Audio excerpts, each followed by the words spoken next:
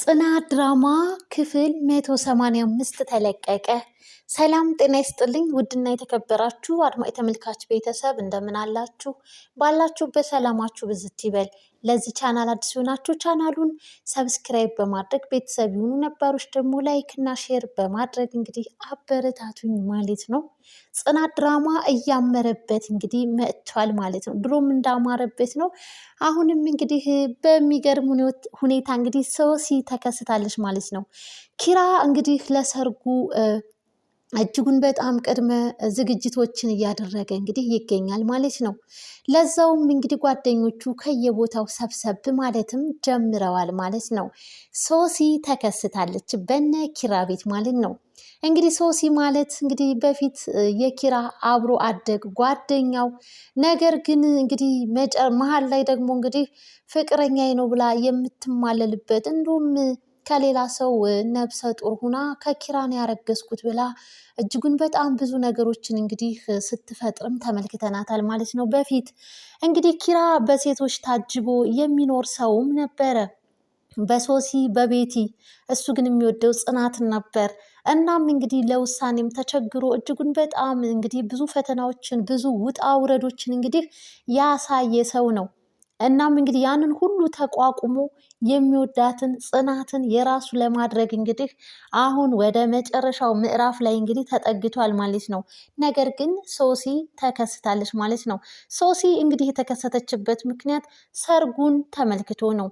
ሰርጉን ተመልክቶ ግን በኪራ የሰርግ ላይ በኪራና በጽናት ላይ ግን ሶሲ እውነትም በሰላም እንደ ማንኛውም ጤናማ ሰው ሁና የሰርጉ ታዳሚ ትሆን ይሆን ወይንስ እንደ በፊቱ ችግር ፈጣሪስ ትሆን ይሆን? ይህንን እንግዲህ ሁላችሁም በኮመንት ግምት ሀሳብ አስተያየታችሁን አስቀምጡልን ማለት ነው። ሶሲ መቼም ጤናማ አመለካከትና አስተሳሰብ የላትም። ኪራን የራሷ የማድረግ ነው የምትፈልገው። እናም እንግዲህ ከሀገር አሜሪካን ከዲሲ ወደ እነ ኪራ ቤት እንግዲህ ሻንጣዋን ሸከፍ አድርጋ በሩን አንኳኩታ እንግዲህ ለኒናና ለብርቄ እንግዲህ ያመጣችውን ሻንጣ ተሸከሙና አስገቡ በማለትም እንግዲህ በኃይለ ቃል ትዕዛዝም ሰጥታችኋለች። እነሱም እንግዲህ ይዘው ደቆስ አድርገው ሊያሸዋትን ፈልገው ነበረ። ነገር ግን ያው ከፍትፍቱ ፊቱ የሚባል ነገር አለ።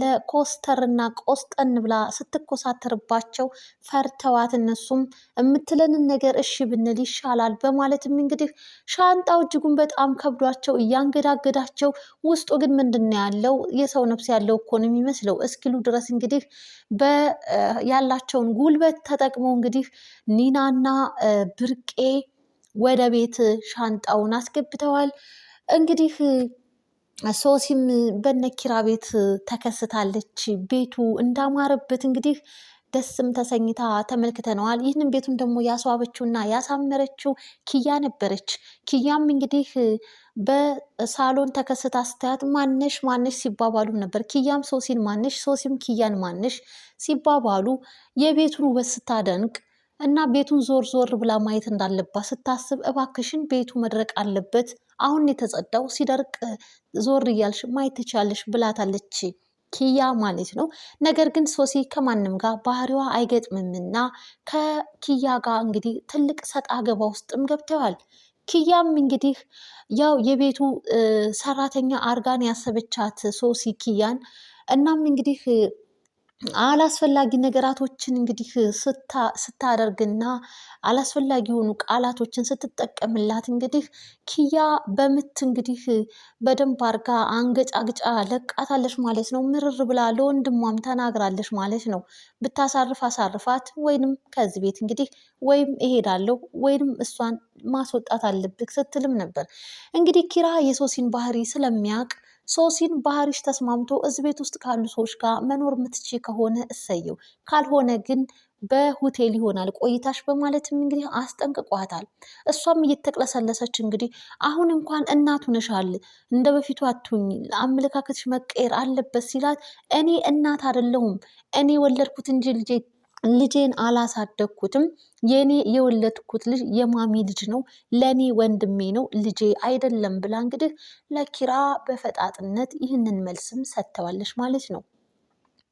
ኪራም እንግዲህ ያው የበፊቱን ሁኔታ በደንብ አድርጎ ጠንቅቆ ስለሚያውቅ ሶሲ ማንና ምን አይነት ባህሪ እንዳላት ስለሚያውቅ አርፈሽ ከተቀመጥሽ ጥሩ፣ ካልሆነ ግን ቆይታሽ በሆቴል ይሆናል ብሏል ማለት ነው። እንግዲህ ሶሲ እንደተከሰተች ያው ኪራ እንደሚያገባ ለሶሲ እናት ተነግሯት ነበረ። የሶሲ እናት ደግሞ ለኪራ የቅርብ ወዳጁ ነች።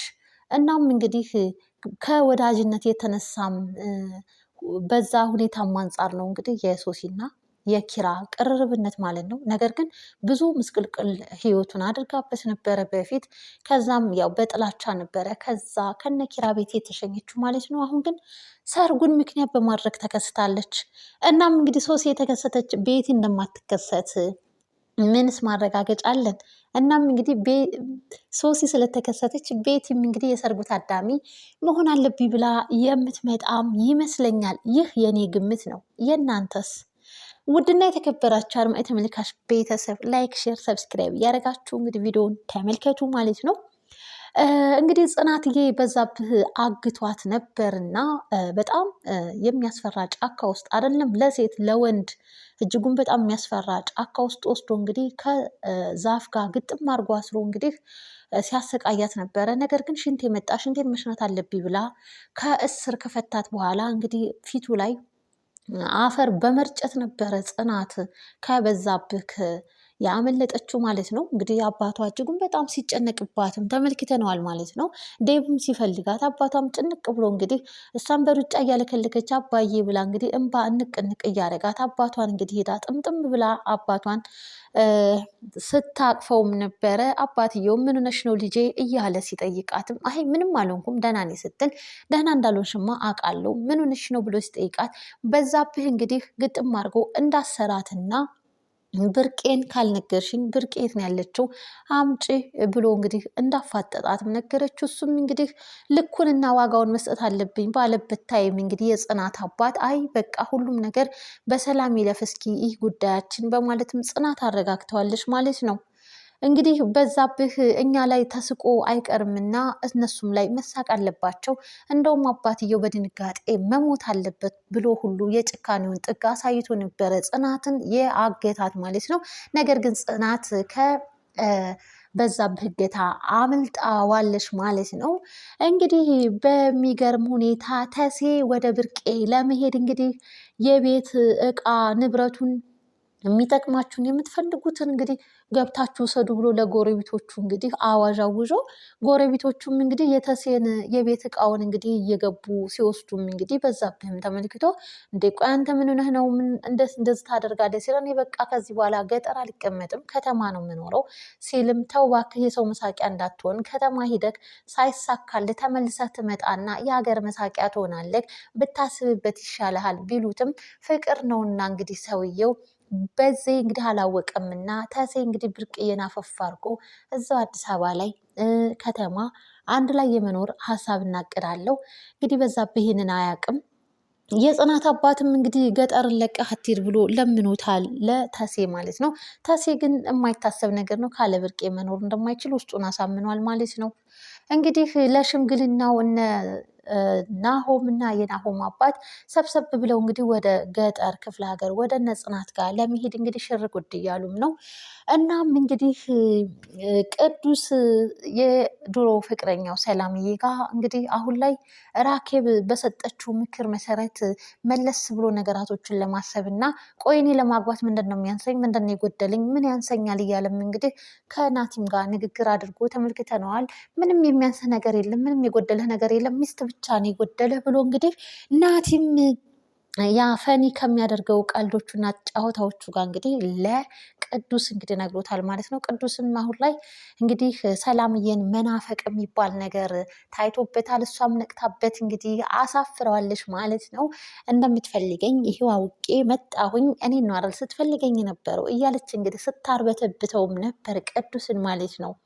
ውድና የተከበራችሁ አድማጭ ተመልካች ቤተሰብ ኒናም እንግዲህ ኒና ደግሞ ያው እንግዲህ ሙሽራ ነኝ ብላለች። እሷ እንግዲህ ጥላ ተዘርግቶላት ነው የምትንቀሳቀሰው። እናም እንግዲህ ብርቄን እየተጫወተችባትም እንግዲህ ተመልክተናታል ማለት ነው። የሰኒ የነኪራ ቤት ካርታና ፕላን ወረቀት እንግዲህ እስካሁን ድረስ አልተገኘም። ብትፈልገውም ምሩ ልታገኝ አልቻለችም። እናም እንግዲህ ሰኒ አደራሽን እንግዲህ ናሆም እንዳያየው ወረቀቱን በማለትም እንግዲህ ስትነግራትም ነበር። እሷም እሺ ብላለች። እና በሚያሳዝን ሁኔታ እንግዲህ ያ ወረቀት ደግሞ አልተገኘም፣ ጠፍቷል። ሲጀመር ከጽዮን እጅ ላይም ጠፍቶ እንግዲህ ጽዮን ቤቱን እንግዲህ ሳሎኑን ብርቁስቁስ አርጋም እንግዲህ እየፈለገችው ትገኛለች ይመስለኛል። እንግዲህ ጋሻ እያሌው እጅ ላይ የገባ ይመስለኛል ያ ወረቀት ማለት ነው። እናም እንግዲህ ወረቀቱ አሁን ላይ ከጽዮን እጅ ላይም እንግዲህ ጠፍቷል ማለት ነው። ማን እጅ ይሆን የሚገኘው? ሁላችሁም ግምት፣ ሀሳብ አስተያየታችሁን በኮመንት አጋሩን ማለት ነው። እናም እንግዲህ በጣም በሚገርምና በሚያሳዝን ሁኔታ የጽናት አባት እንግዲህ ጠላም ጠጅም እንዲጠመቅ እንግዲህ ከጎረቤት ተነጋግሮ ነበረ። ነገር ግን እጠምቃለሁ ያለችው ሴትዮ በመዘናጋት እንግዲህ ጠላውን እንዳልጠመቀች እንግዲህ ነግራው የጽናት አባት እጅጉን በጣም ተናዶ አሁንስ እኔ ሙቼ እናትሽ በህይወት በኖረችልሽ እስኪላትም ድረስ ለጽናት ስሜታዊ ሆኖ ሲናገር ነበረ። ጽናትዬም እንግዲህ የአባቷ እንደዛ መሆኑን ተመልክታ እሷም ስቅስቅ ብላ ስታለቅስ ተመልክተናታል ማለት ነው። ዴቭም እንግዲህ በጣም ነው የሚያሳዝነው ብሎ እንግዲህ የሆነውንና የተፈጠረውን ነገር አባቷ ስሜታዊ ሆኖ የተናገረው እንግዲህ ያው ጠላ ጥመቁ ብሎ አዞ ስላልተጠመቀለት ነበር። ይህንን ለጽናት ይፋ አድርጎ አልነገራትም ነበረ። ዴቭ ግን ነገራትና በጣም ተጨንቃ ጽናት ትገኛለች። በቃ ወደ ከተማ ሞተን ቢሆን ጠላ መግዛት አለብን ሲል እንዴት ነው አርሶ አደር ሆነን ጠላ ከውጭ የሚገዛው? በማለትም እንግዲህ ጽናት እጅጉን በጣም እየተናደደች ብቻ ብሷት እንግዲህ እያለቀሰችም ተመልክተናታል። እንግዲህ የኪራና የጽናት ሰርግ ሁሌም ውጣ ውረድና ፈተናዎች ይበዙበታል እና አሁንስ ግን እንዴት ነው የጽናትና የኪራ የሰርግ ፕሮግራማቸው በሰላማዊ መንገድ ይጠናቀቅ ይሆን? ሶሲ መታ እንግዲህ ይህ ሰርግ በሰላማዊ መንገድ የሚጠናቀቅ አይመስለኝም። እንግዲህ ሶሲ የመጣች ደግሞ ቤቲም ትመጣለች የሚል ግምት አለኝ። ሁላችሁም ግምት፣ ሀሳብ አስተያየታችሁን በኮሜንት አጋሩ ማለት ነው። የጽናት ድራማ የክፍል 185 ይህን ይመስል ነበረ። በቀጣይ ክፍል እስክንገናኝ ድረስ በያላችሁበት ቸር ሰንብቱ። ቪዲዮውን እንግዲህ ላይክ፣ ሼር በማድረግ እንግዲህ አበረታቱኝ ማለት ነው። አድማጭ ተመልካች ቤተሰብ በቀጣይ ክፍል እስክንገናኝ ድረስ ለዛሬ የነበረን ቆይታ ይህን ይመስል ነበር። ባይ ባይ።